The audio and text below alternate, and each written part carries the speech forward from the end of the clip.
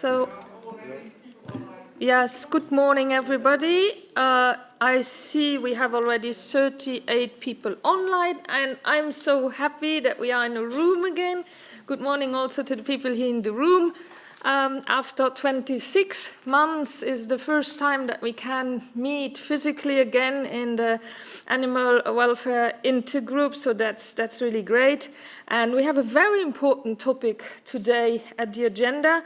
So this intergroup session will really focus on the common agricultural policy and the national strategic plans and how they can be used to improve animal welfare standards. And what I've heard already, I think we have quite big difference there what the member states are proposing. So the objective today is to learn how far the common agricultural policy can go to protect animal welfare and what the member states can do to make full use of this opportunity. So therefore, today we are joined by Monsieur Pierre Bascou, Deputy Director General for Sustainability in DG Agri from the European Commission. And so good morning. And he's there online. And with us today on my left, I'm very happy also to see him, is Mr. Andreas Manz. He's Policy Coordinator for PAWS, and he went to all the strategic plans, so he did really a great work by analyzing the aspects of animal welfare there. So we will first listen to both presentations and then open the floor as usual for question and answer. And as usual, I would like to highlight some practical aspects that you all know already. So it is, the meeting this morning is live stream on Interaxio.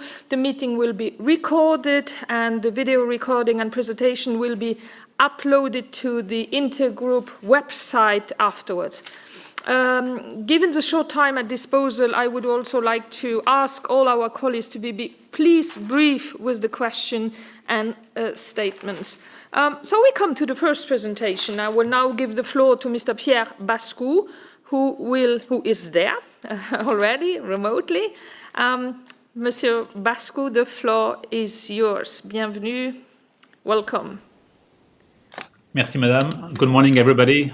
First of all, I would like to thank you for the invitation to talk about the new CAP and the National Strategic Plan and the animal welfare consideration. But I would like also to apologize, I think, for not being able to be with you, physically in this first meeting that takes place physically. But due to the current workload, it was really impossible for me to be in Strasbourg today. So I would like to start, I think, my introduction, I think, by putting this overall discussion in the broader picture. Europe agriculture has really changed dramatically, I think, in the last 60 years, and farmers have, in many cases, become bigger with fewer people raising more animals in much less time. And this growth in animal production has generally taken place in intensive systems with relatively little contribution from small-scale farmers. And this production and trade growth had, in many instances, unavoidable consequences for animals: high stocking densities, cage environment, extreme confinement, long-term transport. And EU citizens now have become, more and more aware of farm animals' living condition, and they are demanding, positive change. And as you know, in 2018, animal welfare came, by this online consultation on the future of Europe as one of the top 10 topics for which, citizens are proud, I think, to belong to the EU. Recently, also, I think we on the European Citizen Initiative, and the cage age, I think, that ask, I think, to ban, I think, cages for an array of animal species, and I think we are more than 1.4, if I'm not mistaken, signature across the EU. So clearly, I think there's a strong message from society and from consumers, I think, for changes in animal welfare condition, I think, for livestock farms. And the Commission that took office at the end of 2019 put a much greater focus on sustainability as reflected in the Green Deal and the Farm to Fork strategy. And that both strategies aim at ensuring that our food system, and to start with, our agriculture, become much more sustainable and more compatible with today's values and demand, including, and this is one of our, flagship, areas of work, I think, on animal welfare. And this is why, to come to the CAP, under the new Common Agricultural Policy, animal welfare has been significantly strengthened.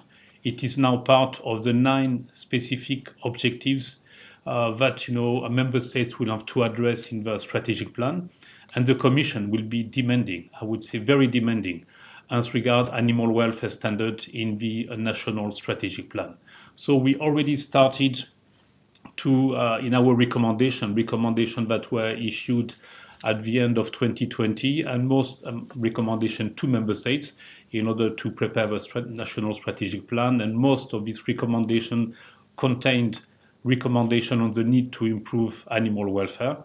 And now I think we are finalized, I think, the first step of assessment of the strategic plan, which have been proposed by member states, and in particular by the 19 member states, I think, that respected, I think, the deadline.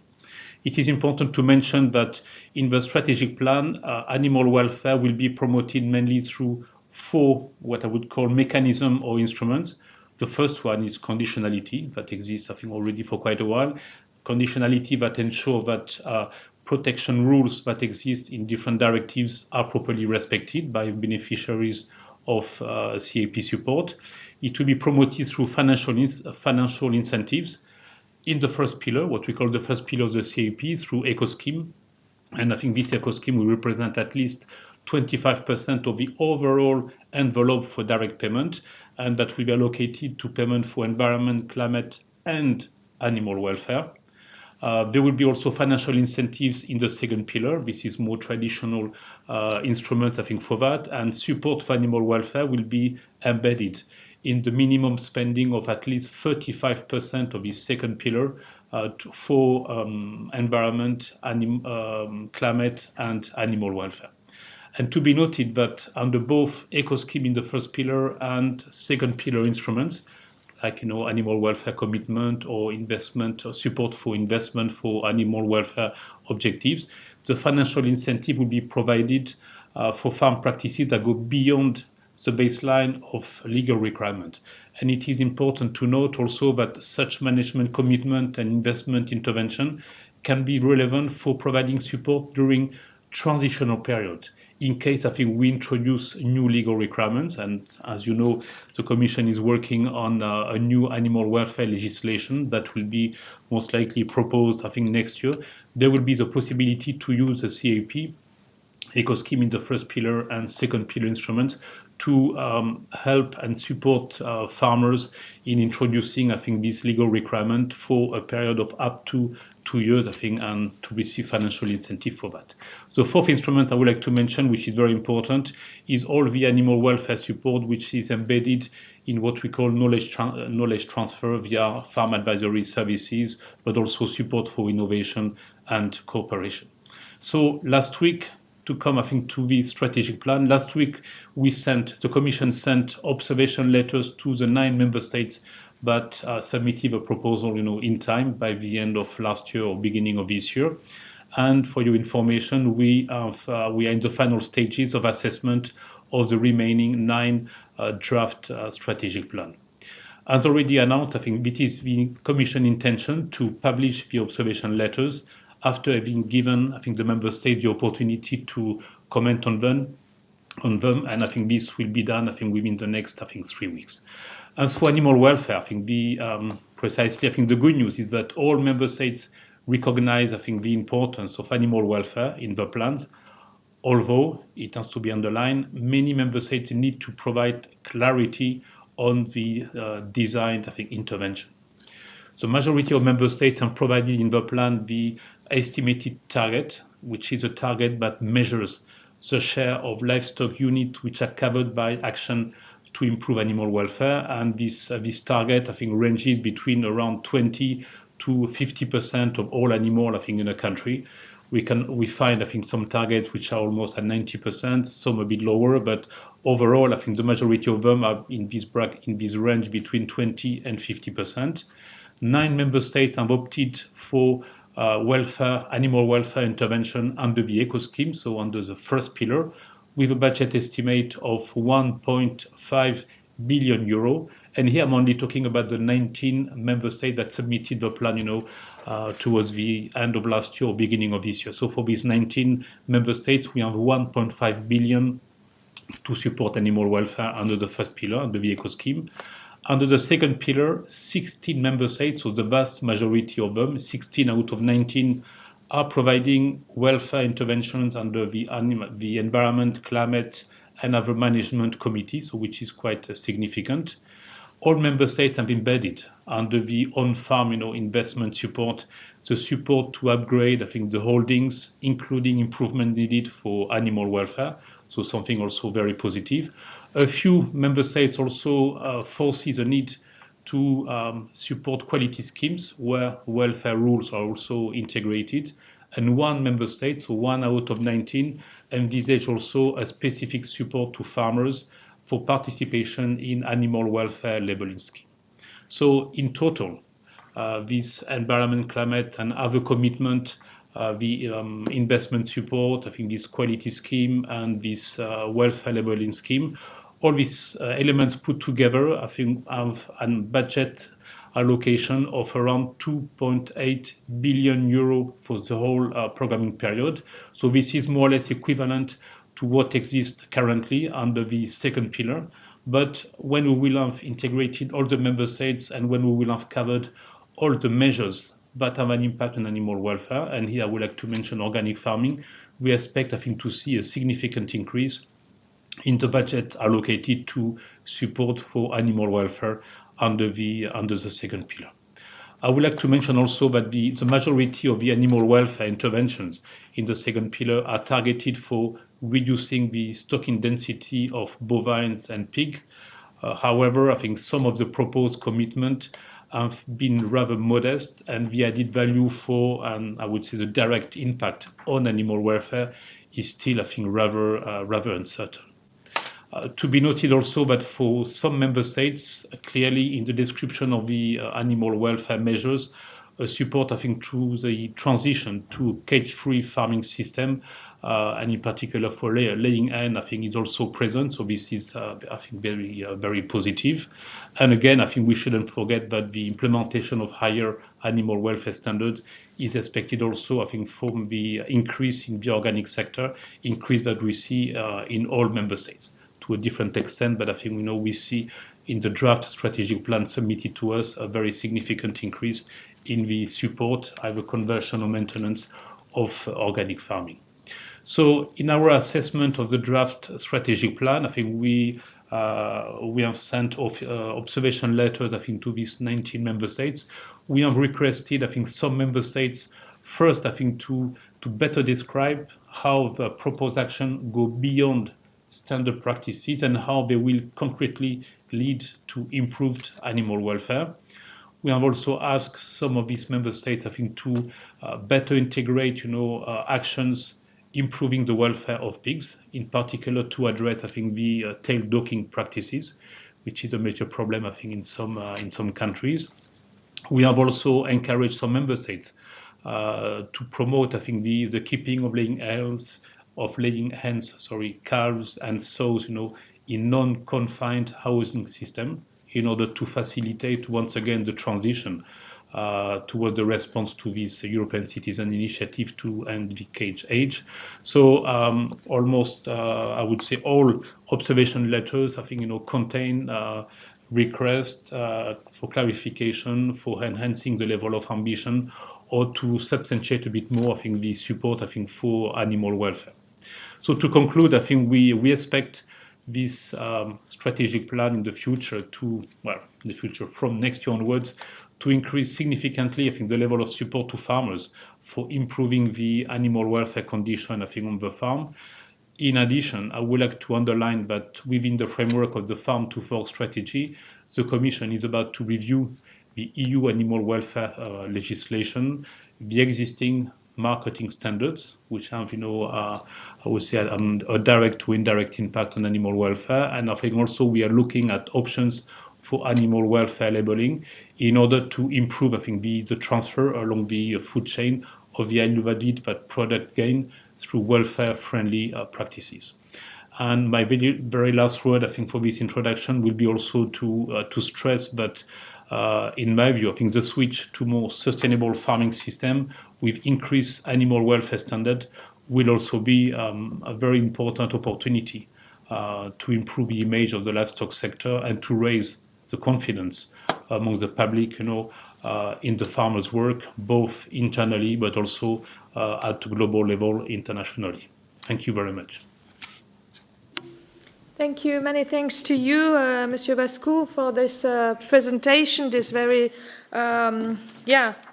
big approach that you made us there, also making reference to legislative files to come up and that are also related to animal welfare. So I tried to take note, but it went quite quickly with all the different elements. But we saw that in the CAP there are different entrances, as you know, to foster animal welfare. And also we have already an overview here, a short overview that you gave us about the observation letters. So, but I will give the floor now immediately without losing more time to Mr. Andreas Manz for his presentation and his analysis on animal welfare on the strategic plans. Andreas, du hast das Wort. Thank you very much. I will wait. Okay, I will tell you when the slides have to be pushed forward. So thank you very much for the invitation.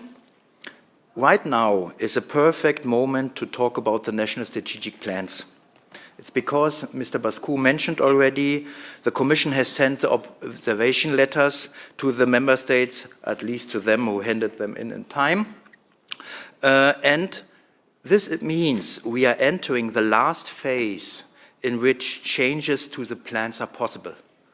I mean, from outside of the member states. It's super important. I would like to give you, in 10 minutes now, a short overview about the animal welfare measures in the member states, give a comment on the process and the new delivery model, have a closer look at one specific example, I chose Austria for it, and give my assessment to the question, is it good? And what should be done now? Next slide, please. So let's take a look at the European animal welfare map. Yeah, you can see there, you maybe here in the room, you have to check the slides afterwards. You can see there 3 different kinds of countries who offer animal welfare measures with rural development measures and maybe also eco schemes. We have also countries which are only offering eco schemes, and we have countries who are doing none of them. This map is already relatively colorful, and yes, in comparison to the last CAP period, we have additional countries who are now also supporting animal welfare, with Poland, Portugal, and France. But please don't be fooled. The map does not give an overview about the quantity or the quality of the animal welfare measures. 3 countries of them, one of the biggest, Spain, Italy, and Germany, for instance, only offering animal welfare measures in certain regions. And Lithuania, Poland, and Portugal, they are only offering measures via the eco scheme. Next slide, please. Because it could be of interest for you, I put together an overview about the different supported animals by the member states. So, and here there is no division between rural development measures or other forms of interventions like eco schemes, just what is happening. I forgot here to put on rabbits. My apologies to Spain. This is a country who also gives money for animal welfare measures in this sector. So just to give you an overview, what kind of measures are here. The eco schemes are most often money which is given for animals on pasture. The EU Commission published already December last year an overview of possible measures, and the member states were invited to use them. Rural development measures are similar, like we have it in the last year already. It's most often management commitments with more space or less animals on the pasture itself, or what also is given other things for instance, investment subsidies. Some member states could agree that they support animal welfare as well. I would like to highlight one kind of animal welfare measure which is completely new, and this is done by Luxembourg. They said, we want to achieve higher self-sufficiency in feed and therefore want to have less animals. So it's the only country I could find where they said, we don't want to be dependent on imported feed, so have less animals, and they support it. France has a similar measure, but not supporting the reduction of animals, but just having more farms as well. Let me just give you a short remark on conditionality, because it was mentioned.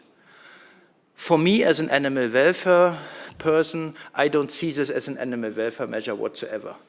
Cost compliance, which was earlier, was only invented to ensure that we have coupled payments in the future.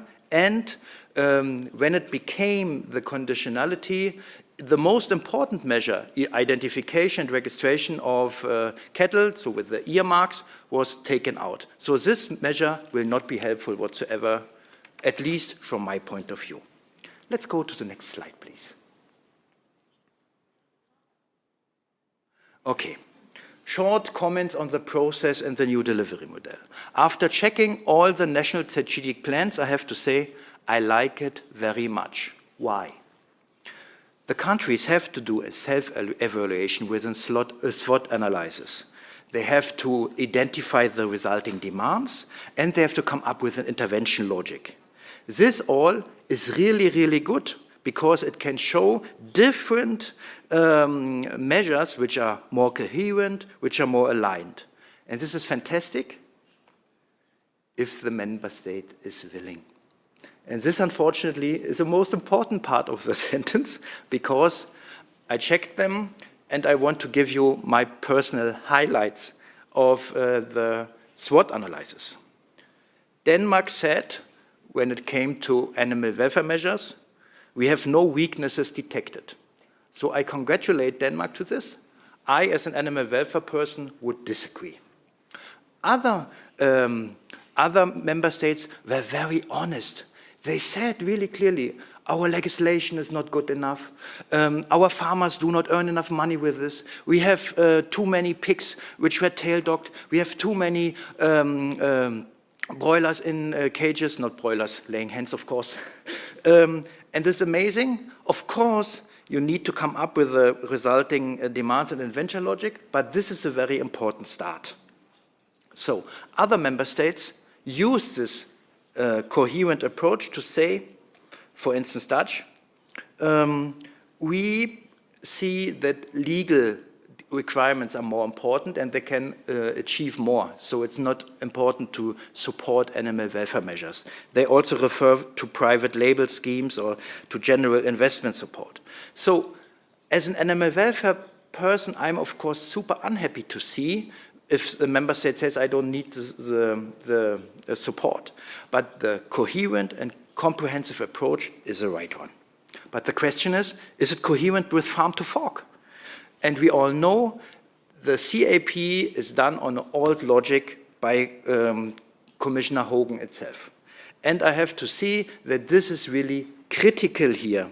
And therefore, it is super important that we now take a look at the role of the European Commission.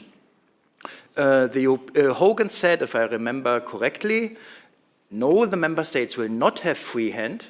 They will have to present a plan, and then the Commission will come up and will check it properly, and then will say, is it good enough?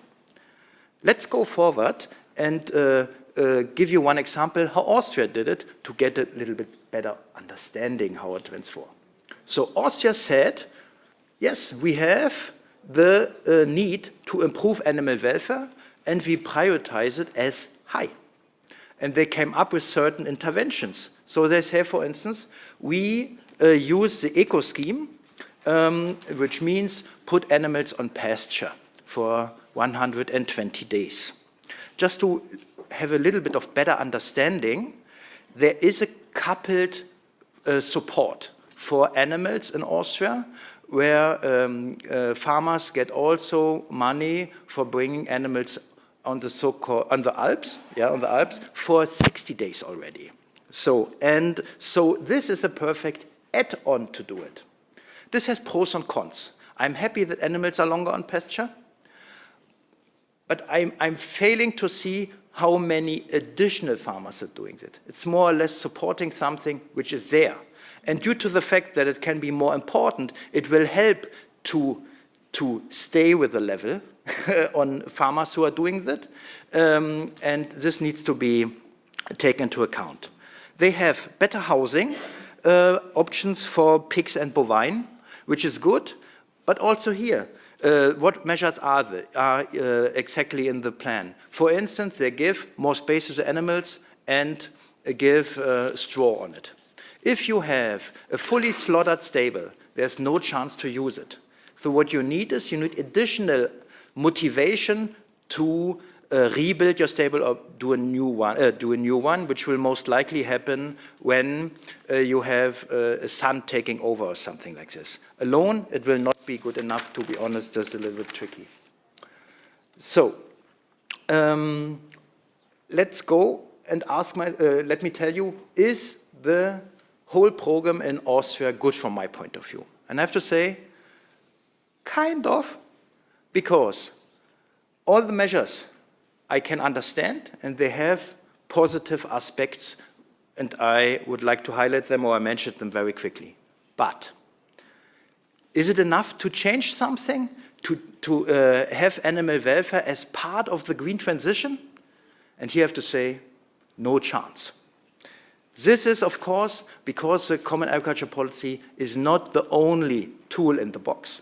But we have to be aware that CAP alone cannot do it. And therefore, it has to be aligned with all the other tools. And therefore,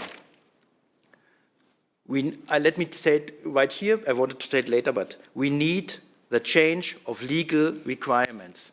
And we have it soon coming.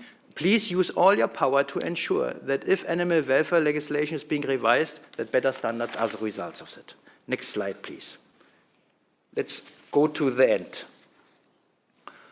Are the member states delivering on the new CAP objective? And I have to say, no. They try, but I'm an animal welfare guy. I cannot say it's good. I'm so sorry. It's not possible.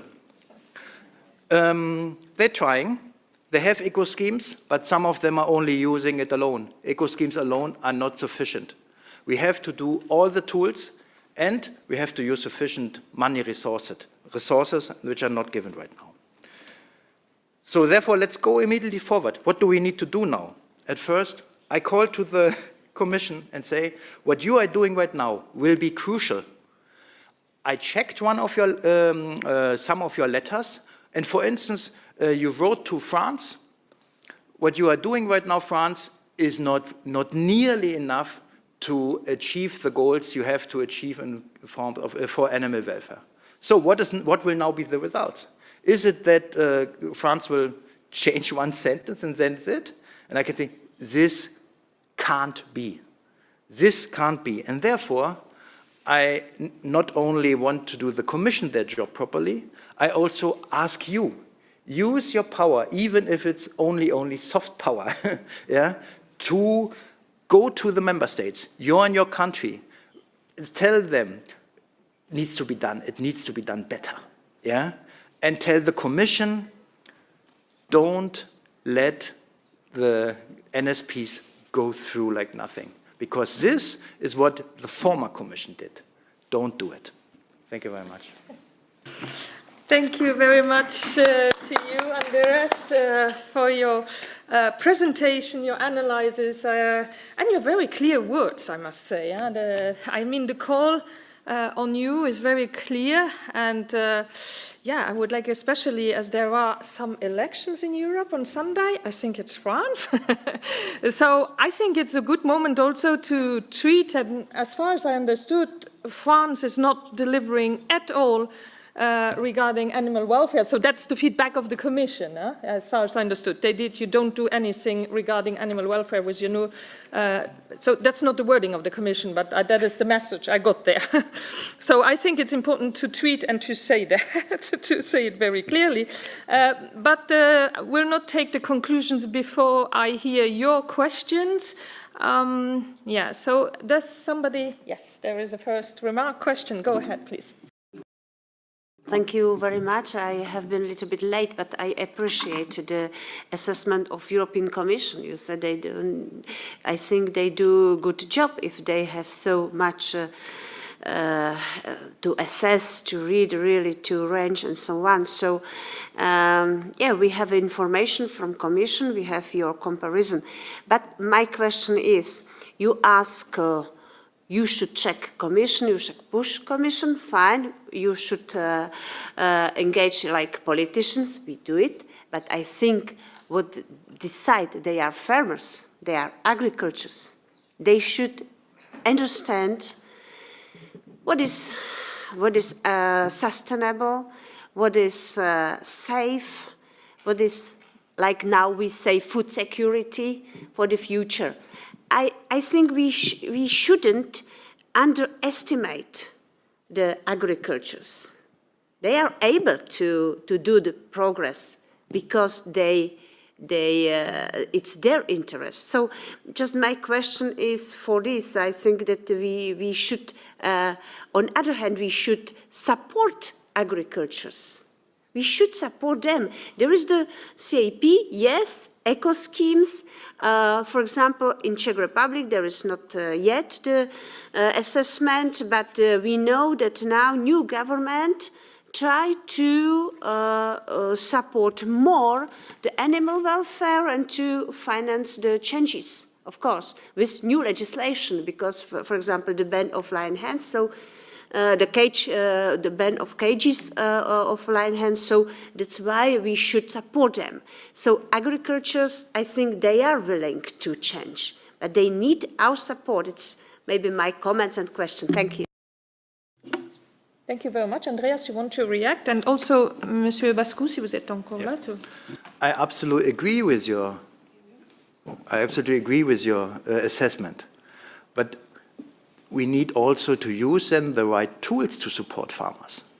I worked for German Farmers Association my former life. I can tell you, if I want to find a farmer who has to implement all animal welfare measures in the stable, he just tells me, okay, give me legal requirements which are high enough, I will do it for 30 years. And as long as we are saying we don't need legal requirements or everything can be voluntary, this will not help farmers. We need strong requirements, otherwise they cannot plan. This is my reaction. And I will also let Monsieur Bascou react. Please, you Yes. have the floor. Thank you very much. No, I think this is a very important element, because it is clear that I think the farmers, in the vast majority, are convinced about, I think, the need, I think, to improve the conditions, I think, of their animal, and are convinced, I think, that they need to, when it is necessary, improve, I think, the production systems. But in my view, I think they don't need enough. They don't need only, changes in legislation. They need also to be supported. Farmers are economic agents. They need to balance, I think, the three pillars of sustainability: the economic pillar, I think the environmental pillar, including animal welfare, and the social pillar. So I think they need to be supported financially, because very often livestock producers are very low. They have, I think, one of the lowest, this is a sector which has one of the lowest, income level. And also they need to be accompanied, because I think you don't change, I think, from production system to another, I think, in one day. So they need to be accompanied and supported, I think, by advisors, etc. So I think, in my view, we shouldn't underestimate, I think, the need, I think, for financial support, I think, of farmers, and we shouldn't also underestimate, I think, the willingness, I think, to change. We see now, I think, the image, I think, of the livestock sector, which has been significantly degraded, I think, over the last few years. And I think clearly, I think farmers see that, I'm pretty sure, I think, as a way to improve, I think, their sector, the image of the sector, and also the competitiveness of the sector. So in my view, the strategic plan, I think, will be it will not be the only contribution and the only way to support farmers to change, but it will be a key driver for that. And I have to say, and I would like to clarify one element, is that what I have mentioned in my brief presentation, and I'm sorry if I went a bit too fast, but this is, I think, our assessment of the proposed strategic plan by the member states. Now we are entering into a phase where we are going to discuss with member states in order to improve, clarify, justify, increase the level of support, introduce new measures, etc. So we are going to ask member states to improve the strategic plan so that, at the end of this process, we do expect, and this is our role, I think, as a European institution, we do expect, I think, the national strategic plan to be much more ambitious into different areas, including in the area of animal welfare. But to be clear, if we look at the budgetary allocation already now under eco schemes, an eco scheme can be sufficient, contrary to what has been said. Under eco scheme and the second pillar, we have already more than doubled, I think, the budgetary allocation, budgetary support, I think, already to farmers. And we expect that in the discussion with member states, we will increase, I think, both the level of budgetary support and the effectiveness and the ambition, I think, of this support. So clearly, I think farmers, I think we need to take, I think, their situation into account and really support them in this endeavor. This is at least, I think, how we see it in the Commission. Thank you. Thank you for this complementary information. So it's clear we need more rules, clearer rules. We need financial support for the farmers, and we need guidance and advisory. And I completely know, Monsieur Bascu, that the work for the Commission is huge now, because the strategic plans, as far as I remember, are between 400 and even more than 1,000 pages per strategic plan. So that's a huge work, but it's important, like Andrea said, that it is not now good if they add just one or two sentences. So, and then afterwards comes also the implementation of what they intend to do better now regarding animal welfare. I have already 3-4 persons that want to have the floor. I start with Caroline Rose, please, you have the floor, and then Pascal, Anja, and Maria Neuschel. Merci Tilly, et je voulais remercier les deux orateurs pour. Thank you very much, and I wanted to thank both speakers for your presentations. I am part of those who are somewhat sceptical when it comes to the capacity of the CAP to bring necessary change. I think there are a lot of elements at play here with regards to the strategic plans, and I hope the Commission will follow up on this. Now, you've talked about the tail docking for the pigs, the end of the cages. I'll come back to that in a moment. So the time frame for the Commission, if it's respected, it should be under this programming period that we see a phasing out of cages. We have asked for support for farmers. I wonder if some member states have already integrated this into their strategic plans. You said you've already received 19 strategic plans. Mr. Andreas, you talked about France, my country. Yes, France is certainly an example of greenwashing when it comes to the CAP. Practices are labelled sustainable, which are not. There's also a risk of animal washing, I think.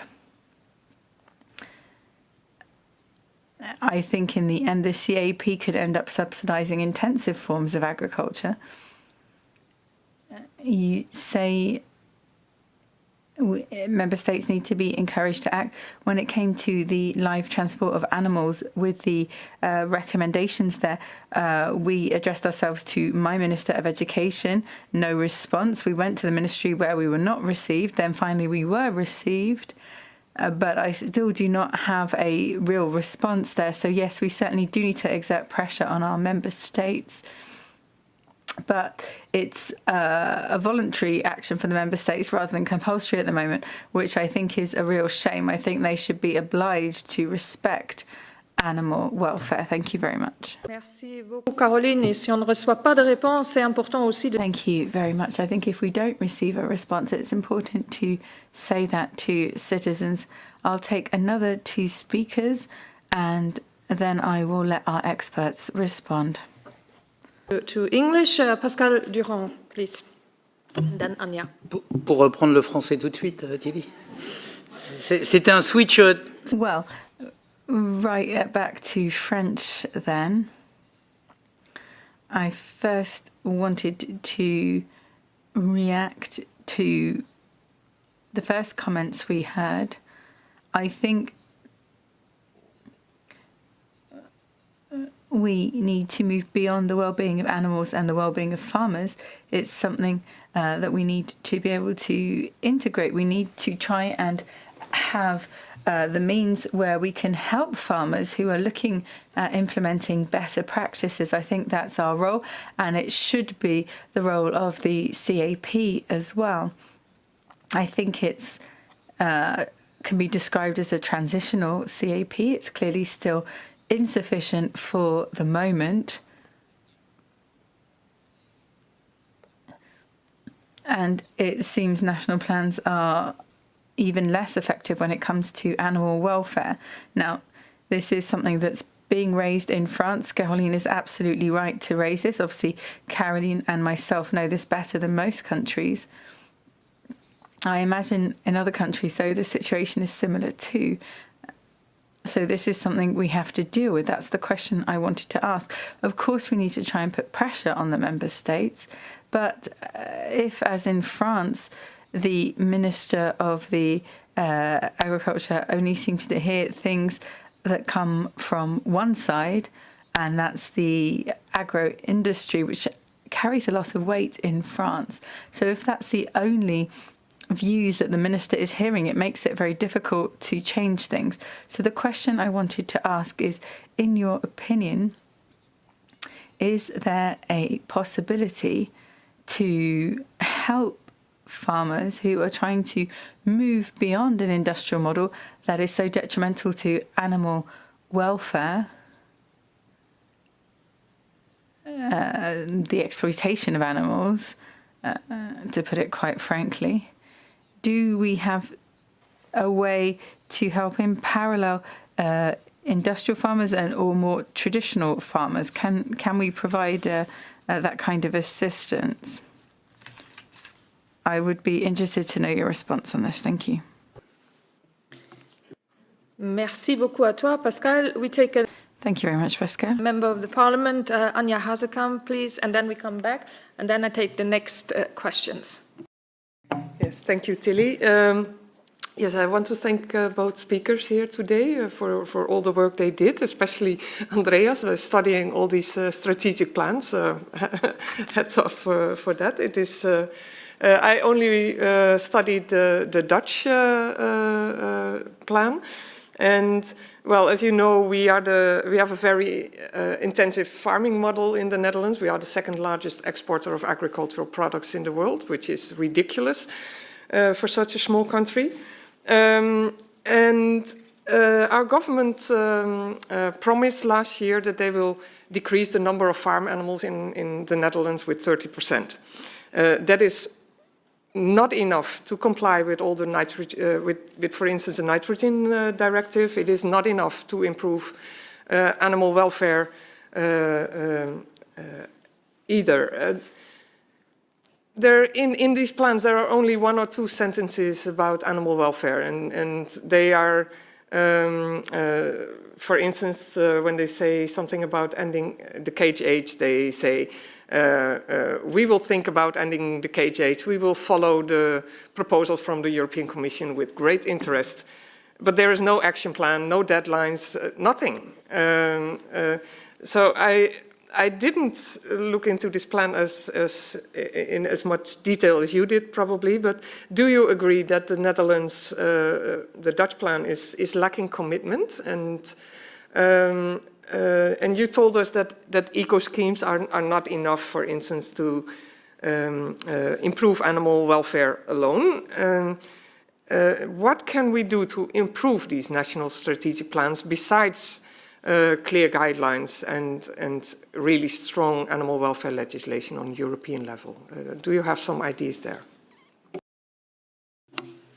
Okay, I don't know who wants to react first. Maybe Andreas Manz, I give you the floor first to react to the remarks and questions of Caroline Rose, Pascal Durand, and Anja Hösenkamp.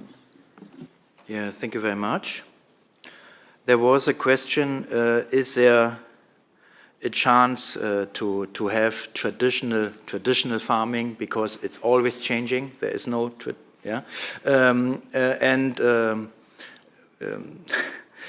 future? No, how should the future look like? Let's make it like this. Europe must find a way away from the export orientation. And to be honest, the first point I saw was the idea to get higher self-sufficiency, oh my God, sorry, with the Luxembourg idea to ensure that you have less animals and you can feed them on your own pastures. This is something, I believe. But the thing is, a farmer who respects not only the law, but on top of that, ensures higher animal welfare, as long as he has to compete against high-intensive farming methods, which is the most creative way to produce for less money, as long as that will be rather tricky, to be honest. So we need an idea. And to be honest, we have now the Commission who says we want to have a green transition. Animal welfare needs to be part of the green transition. We always need to think, how should animal welfare look like? And not only think about which tools did we use the last 20 years, let's use them again, because then there will now be a different outcome. Regarding the Dutch plan, it is tricky to always evaluate without knowledge on the turf how good certain measures are. But you are right, the term animal welfare is sparely used in the plan. Let's say it like this. And how can we use it? Unfortunately, we need political will. There's no way around it. And therefore, I can just tell you, you are on one part. Use all the leverage you have, and the rest needs to be done by the member states and the Commission. Monsieur Bascou, est-ce que vous voulez réagir aussi à... Mr. Basco, did you want to take the floor on any of the points that were raised? Non. Oui? Si. Ah, très bien. Très bien. Je commencerai par les questions qui m'ont été posées par mes compatriotes. I'll start with the questions raised by my fellow countrymen with regards to the legislative proposal linked to the European Citizens' Initiative on the end of cages. The Commission announced last year that it would start a public consultation, which was done, that it would carry out an impact assessment during 2022, which is ongoing.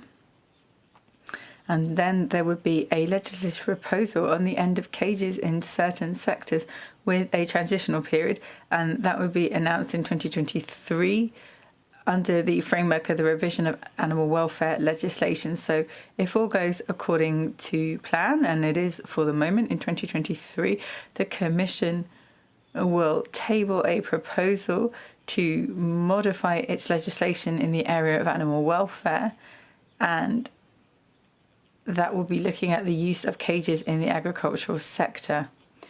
Now, will this have a direct impact on the CAP strategic plans? Well, that will depend on the rate of discussions and the final package adopted by the European Parliament and Council. So next year we have the Commission proposal that will be tabled, and then it will be up to the co-legislators, one of which is you, of course, to discuss, to negotiate, to decide what will happen with this new legislation on animal welfare. If within the framework of that discussion new legislation is decided to be implemented in 2025 or 2026, in 2024 this would already have an impact on the national strategic plans, and they would need to be adjusted to take into account this new legal framework for animal welfare. So that's a first response. And with regards to the second question on the agro-environmental transition and moving towards a more sustainable form of agriculture, a more resilient form of agriculture, which is still competitive, yes, it's clear that the current CAP that will be implemented from 2023 based on national strategic plans, this clearly has a key role to play, but it will not be alone. There will be other initiatives needed in the area of animal welfare, environment legislation, climate legislation, initiatives linked to the health of consumers, the choice of consumers. There's a lot of discussion at the moment together with our colleagues in DG Santé looking at these issues, looking at labelling with regards to animal welfare. So it's clear that the CAP cannot cover all of these aspects, but they will have a key role when it comes to the implementation of this legislation and providing support for putting this into practice. It's clear more needs to be produced in the medium term, but we need to produce better with less inputs, and so we need to provide financial support to farmers. You raised the issue as to whether animal welfare is referenced in all the national strategic plans. Well, it's important not to forget that you can improve animal welfare through other measures, so supporting organic farming, for example, aid for innovation, or modifying or improving conditions for infrastructure, buildings, in certain areas, in certain regions. So there doesn't necessarily have to be an animal welfare labelling. And what I mentioned, the figures in the first pillar, 1.1 million in the first, 2.8 billion in the second, this is one aspect, and there will also be other significant financing through other instruments. Now, is there a role for both of these systems? You talked about intensive agriculture and more traditional agriculture. I think, well, at least this is my personal opinion, that yes, there is a role for both of these types of production.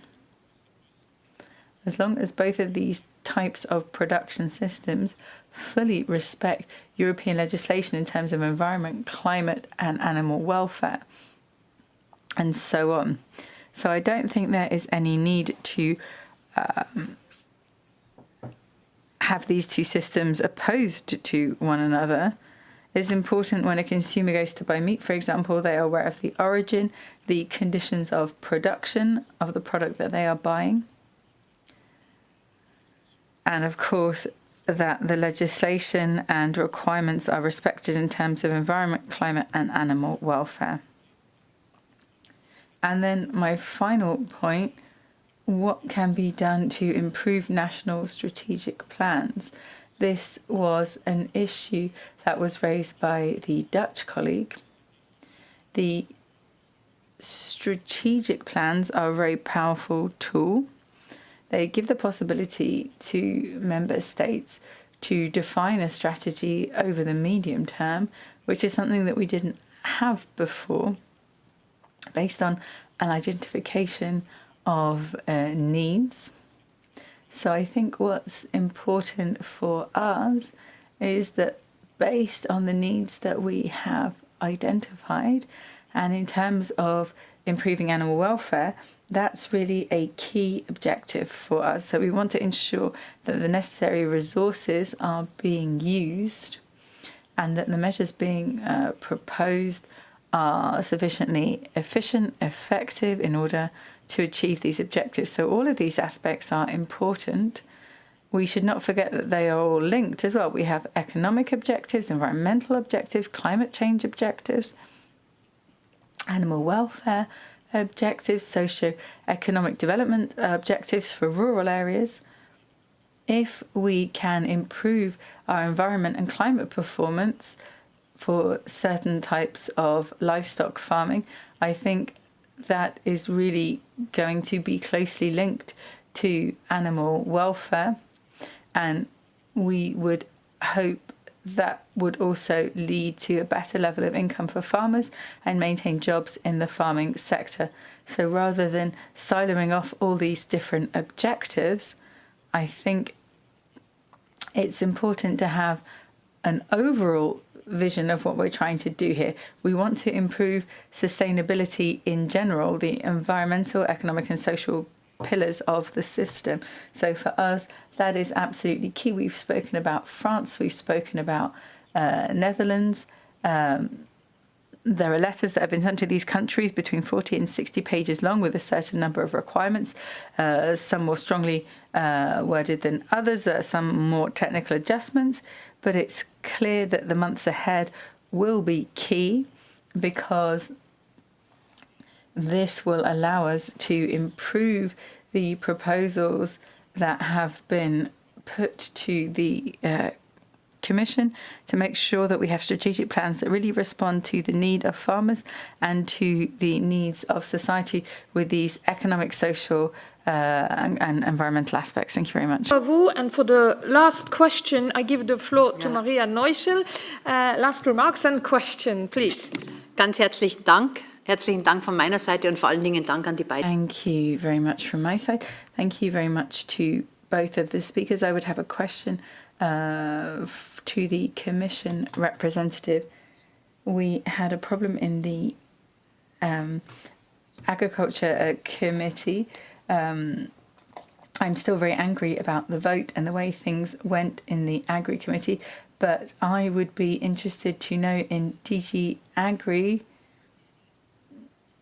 do you now have a feeling that we, because of the war that we have, because of the issues of food security, does that change things?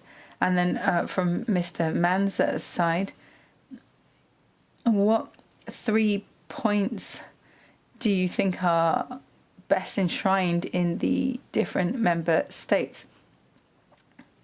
So best practices that then could possibly be replicated. So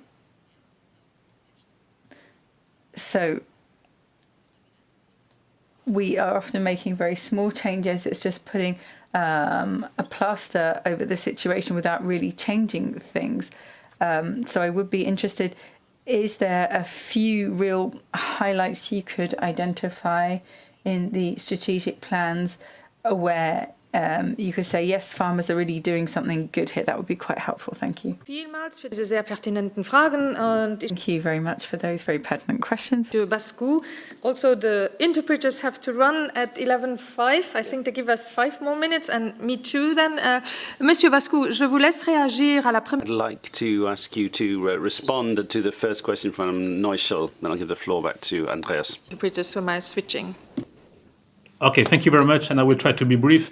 Yeah, clearly, I think the war in Ukraine has really changed, I think, as you know, I think the context, I think the geopolitical context, and it is clear that I think now we have to face, I think, some short-term, emergencies in relation to food security globally, in relation to the impact, I think, of these instability in the eastern part of Europe, I think, on the energy sector, on the food sector, etc., etc. So clearly, we have to take this into account, and this is why I think we have asked member states, I think, to review part and to take into account, I think, this element, I think, in the revision of a strategic plan.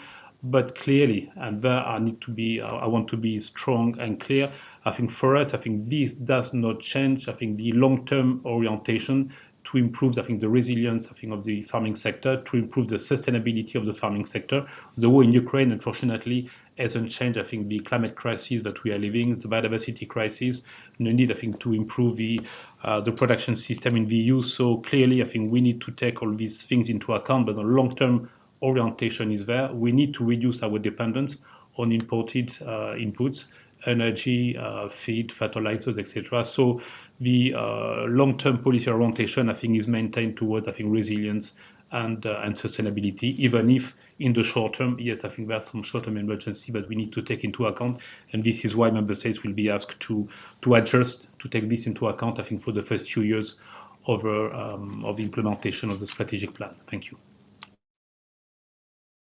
Merci encore beaucoup à vous. Thank you very much indeed to you once again. That was very clear. Andreas Manz? Wenn deutsche MEP fragt, werde ich natürlich in Deutsch antworten. If I have a question in German, then of course I will reply in German.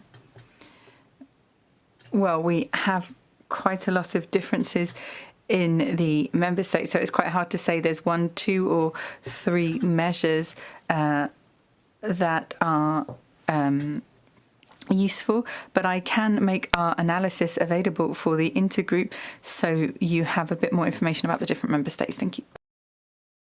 Vielen Dank, Andreas. Thank you very much to all of you. So we see some hope, especially with the things to come. If we have to be coherent to the farm to fork strategy, if we have to be coherent to the element welfare legislation, then definitely the common agriculture policy has to change. So I'm a little bit afraid when Mr. Bascu said we have to maintain the system. No, I think we have to change the system with all the stakeholders, yes, but we have definitely to change our food supply chain and therefore also agriculture with all the stakeholders. And let me make a last remark. Even if I'm happy that Luxembourg is the country that speaks about reducing livestock, I'm very shocked that Luxembourg is the only country speaking about that. So that makes me afraid, and that is more shocking for me than the positive point that my little country tries to give an example there. But let me come to the conclusion. Thank you very much again, Andreas. You are also so welcoming here. You're doing a great job. Thank you very much also to Monsieur Bascu. Also, you are doing a very good job on your side and for having been with us for this time and also for your remarks and presentation. The next animal welfare intergroup will be held on the 5th of May, but we are also going to have in May an animal welfare intergroup with our commissioner, Mr. Wyszczowski. It's going to take place in May, but yet we don't know if it's going to be in Strasbourg, then probably very close to the 5th May. But we try, the commissioner would like to have it in Brussels, and then it is probably in the second half of May that we're going to have this exchange with Mr. Wyszczowski. But the next normal, if I may say so, animal welfare intergroup is going to discuss a subject close to this one, the European Investment Bank funding for intensive animal agriculture and the EU commitment to fight climate change and to fight biodiversity loss. So we are going to analyze where is the funding of the EIB going and is it really coherent to those strategies I mentioned already today. Voilà, I wish you all a very good day. Thank you for being with us online and here in the room. It was great seeing you in 3 dimensions back. And thank you to the great team of the Animal Eurogroup also. Vous voulez ajouter quelque chose? Want to add something? I'm sorry. Just a misunderstanding. I think you said that we don't need to change the system. No, I would like to insist. I think there's a misunderstanding. We need to change the system, and this is where I think the CAP and the Farm to Fork strategy, I think, will make a difference, and we are convinced about that. We take you by the word. Sorry. Yeah, no. I'm happy you say that, but yeah, okay, very good. You rectify that. Thank you very much, Monsieur Bascu.